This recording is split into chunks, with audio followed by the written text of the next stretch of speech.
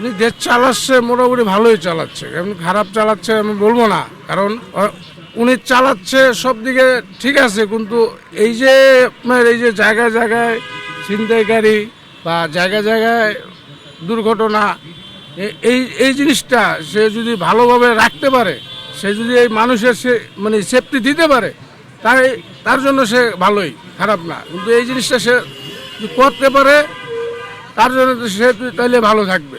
আসলে নির্বাচনে আমি ভোট যারাই দেব, আমার কর্ম করে খেতে হবে।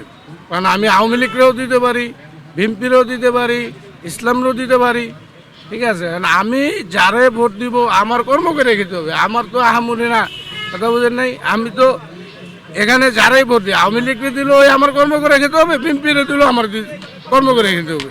ভোট একজনে দিবই, যারাই দিক, ঠিক আছে। ভোটের সময় আমার একজনে ভোট দিতেই হবে। তাহলে আওয়ামী লীগেরও দিতে পারি, বিএনপিরও দিতে পারি, এবং জামাত ইসলামেরও দিতে পারি।